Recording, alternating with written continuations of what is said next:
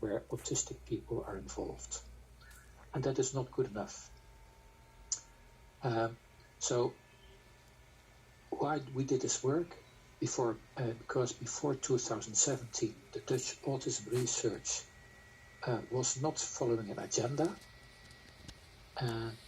The research groups, they were trying to map all the available knowledge. They were trying to get an agenda for research topics, but they did not involve client perspective. We were consulted, but we were not steering.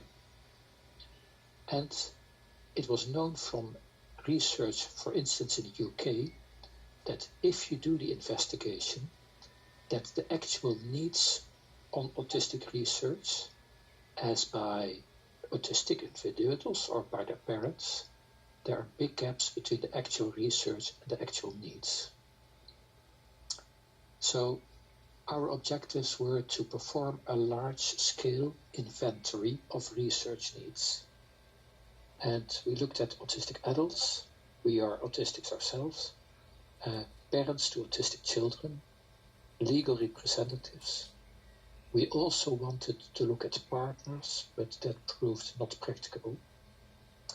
The objectives were that our results would be used to define the new research priorities, which means we needed to use scientific methods.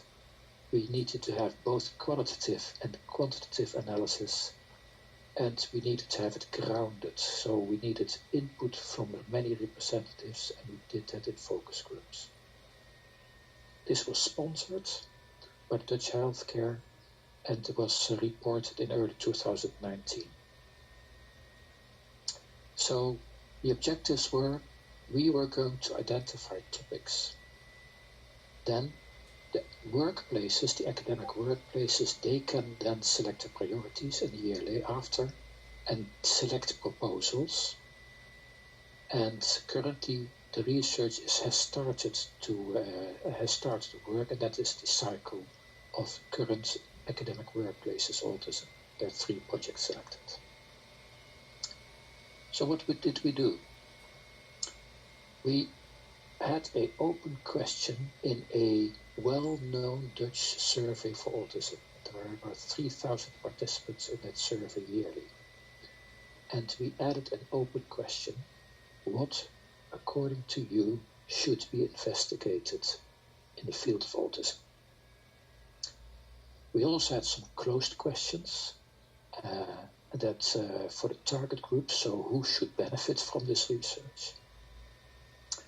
This was sent to all the participants, the regular participants of this survey, and these people have been participating for 5 years already. We had close to 1,000 responses, mostly autistic adults, a fair amount of parents, and also legal representatives.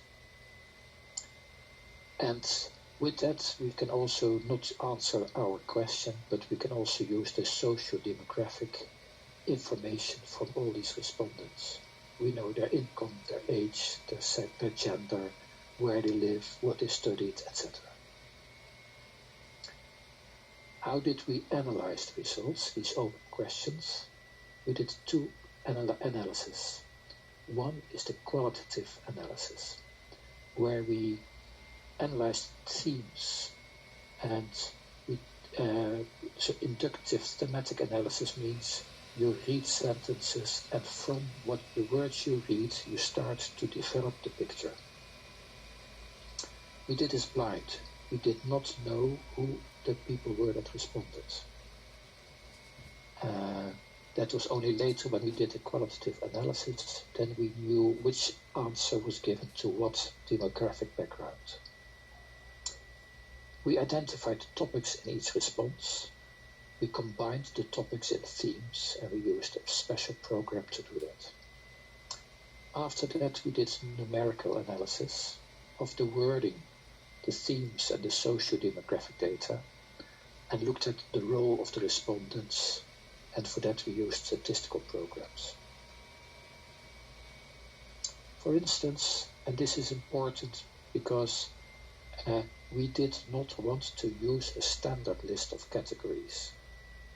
Normal in open question research, the next thing you do is you look at a dictionary of words and themes and you start putting them in existing baskets. We did not want to use existing baskets. We want to use the perspective of autistic people or autistic representatives on what they phrase, what words they use, and we will create the themes from that. So maybe you have to answer questions like living using forms of support for adults. So how do you code this? In which box do you put this? Well, we put this in all the boxes, but let's be more specific. If you have all of these type of questions, suppose these are your answers. You have 4 answers here, and 4 different answers. How do you bring structure in these replies? Well, so if you're a painter, you probably sort the answers on color. So you have a brown category, a brown theme, you have a gray theme, and you have a pink theme, and you say, brown is the most important theme, it is most mentioned. If you're an economist, you would sort these answers on use.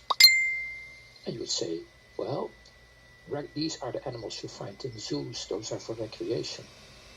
And these are the animals that are in your household. And these are animals that you only use for food. And you still would say, this is the most important category. A zookeeper, you would sort on type of food. So you put all the carnivores, and you don't put them in the same cabin, and you know the omnivores, this is what they eat. So you know what food to buy.